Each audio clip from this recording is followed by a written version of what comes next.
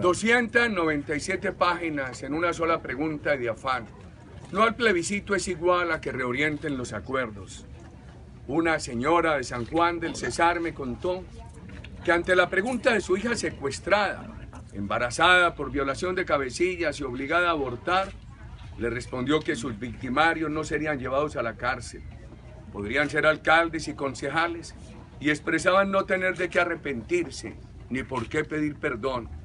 La joven cerró la conversación con la frase: mamá, y me piden que yo perdone. En lugar de obtener la paz, el premio al crimen multiplica a los criminales. El gobierno ha utilizado este proceso para estimular el descrédito de nuestra democracia ante propios y ante la comunidad internacional. La democracia más extensa y menos interrumpida de América Latina, que ha superado todas las imperfecciones sin claudicar ante el terrorismo, queda igual a dictaduras. Y el narcoterrorismo de la FARC como una legítima insurgencia de aquellas que enfrentaron a esas dictaduras.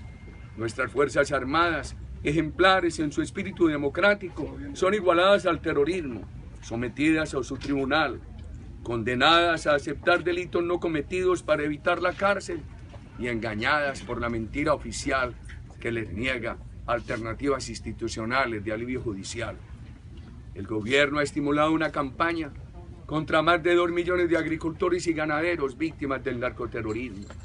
Por ejemplo, las palabras del abogado Santiago de la FARC, la ley de tierras, incendiaria de guerras rurales a machete, el patrocinio oficial de invasiones y el texto de La Habana reducen a los agricultores a la condición de asesinos y desplazadores de campesinos. El gobierno disimula su indiferencia frente a los anhelos populares con un acuerdo de demagogia agrarista que busca la colectivización del campo y la destrucción del agroproductivo. Así empezaron Castro y Chávez. Dejaron a sus pueblos sin comida, después destruyeron la industria, la economía toda, ahuyentaron a los empresarios y arruinaron a los trabajadores. Los ciudadanos honestos del campo rechazan la expropiación de sus tierras, reclaman condiciones para hacerlas producir. El gobierno negocia el campo con la FARC, que ha sido su verdugo. Sin embargo, disminuye para 2017 los recursos de inversión agropecuaria y en los años anteriores derrochó jugosas cuantías. El gobierno se obliga a titular las zonas rurales de la FARC de reserva campesina, pero ignora, por ejemplo, el reclamo de los llaneros por los títulos de las tierras que han trabajado históricamente. El gobierno niega servir al castrochavismo, pero le allana el camino. Chávez inicialmente negó el castrismo. La FARC, por lo menos, confiesa su socialismo siglo XXI. El gobierno miente a los civiles con el anuncio de que el tribunal de la FARC irán solamente los determinadores de delitos, no obstante que el texto obliga a someterse a todo aquel que hubiera participado directa o indirectamente en el supuesto conflicto. El gobierno acepta el tribunal del terrorismo en lugar de reformar la justicia institucional, reformarla con doble instancia, acciones de revisión obligatorias y temporales, garantías de imparcialidad de sus administradores. Este proceso premia al terrorismo al negar cárcel a los máximos responsables de delitos atroces, en un país con más de 100.000 presos por delitos menores que los de FARC. Premia al terrorismo con elegibilidad política que no tienen esos presos, elegibilidad política que no tienen los paramilitares, ni los políticos que han perdido la investidura.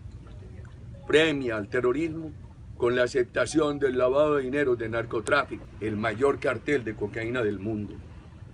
Nada justifica permitir la elección de Timochenko al Senado o a la presidencia, o de Joaquín Gómez a la gobernación de La Guajira. Nuestra democracia les dio todas las oportunidades y prefirieron seguir con el asesinato. Braulio Herrera e Iván Márquez estuvieron en el Congreso. Combinaron la política con la violencia, una de las causas del exterminio de la Unión Patriótica. Y Márquez regresó a su escondite de Venezuela, desde donde ordenaba secuestros y carros bomba. Con su dinero la FARC podrá reemplazar todas las armas que entregue. En la política creará una distorsión para comprar votos, superior a la mermelada corrupta del gobierno. un joven de Villanueva, Guajira, se quejó de los aportes económicos a los guerrilleros. Le dije que en eso yo no veía problema, y con disgusto y justicia me replicó que esos dineros deberían proceder de la riqueza de la FARC. Este proceso convierte a la FARC en grupo paramilitar, socio del Estado para combatir a otros delincuentes, a manera del pasado, cuando asociaron al Estado con narcotraficantes, que como a Don Berna convirtieron en paramilitares, con la disculpa de enfrentar a otros narcotraficantes y con daño irreparable a las instituciones.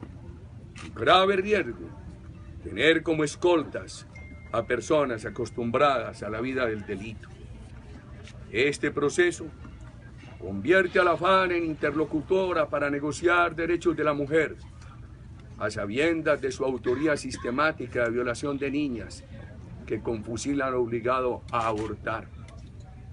Este proceso ha estado signado por la cadena de mentiras del gobierno, que pasó de negar la impunidad a justificar que los máximos responsables no vayan a la cárcel, que propuso el referendo y para eludir su umbral y la obligación de una pregunta por cada tema, adoptó el plebiscito de una sola pregunta, con umbral reducido al 13%, apoyado por el aparato estatal, los fusiles del terrorismo y la intimidación a los servidores públicos y a los civiles.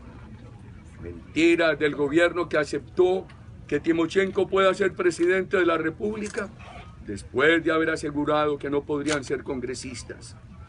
El discurso oficial ocultó que a las curules aseguradas le suma otras 16 que surgirán de circunscripciones exclusivas de candidatos de FARC o afines.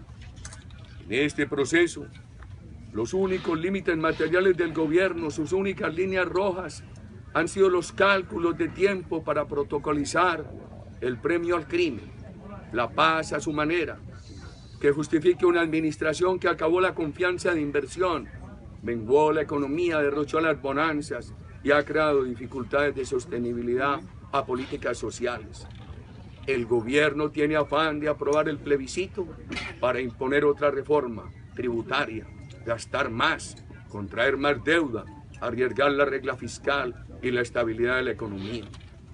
En este proceso, el gobierno optó por aceptar la mutilación de San Andrés para no indisponer a Maduro y a Ortega, asociados de FARC.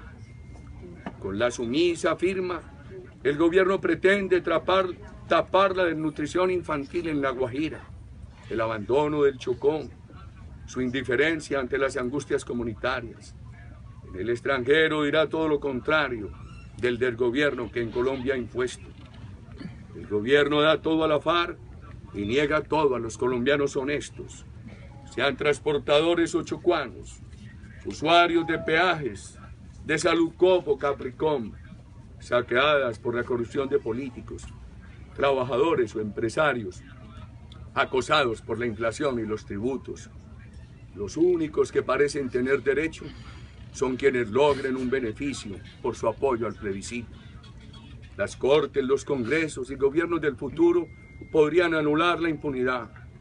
Una constituyente tampoco la salvaría porque seguiría la vigencia de la Corte Penal Internacional y de la Convención Americana de Derechos Humanos. Todavía más, si Colombia se retirara de estos estatutos, los responsables de delitos atroces correrían el riesgo de cárcel en cualquier país que adopte la creciente doctrina de la jurisdicción universal, que hace inescapable la prisión para las conductas de lesa humanidad. Sorprende dirigentes de la comunidad internacional apoyen la impunidad a la FARC, que rechazan para terroristas de sus países. El premio al delito multiplica al delito. Delincuentes campeones que no piden perdón, no se arrepienten, se burlan del dolor causado. He anexado el video de las burlas. Delincuentes campeones que no piden perdón, no se arrepienten, se burlan del dolor causado. No son recluidos siquiera en granjas agrícolas. Humillan a la sociedad y a las víctimas, crean condiciones para el rencor, no para la reconciliación.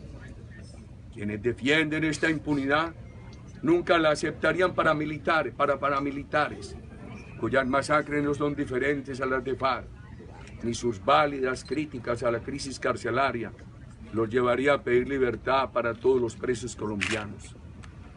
El castigo justo ayuda a disuadir las intenciones criminales presentes y futuras que se den en la comunidad en general y no puede considerarse solamente en función de que sirva o sea inútil para corregir al delincuente castigado. El ELN, bandas criminales y disidentes de FARC podrán seguir acumulando víctimas en la certeza que serán premiados.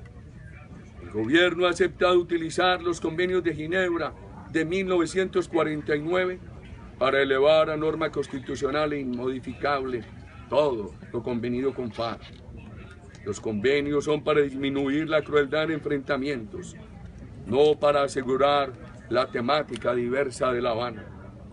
Es injusto y riesgoso para el futuro del país crear semejante intento de rigidez normativa, además con el antecedente de que la FARC siempre violó los convenios, con masacres a civiles, ataques a ambulancias, secuestros de aviones comerciales, utilización de personas con collares bomba, etc.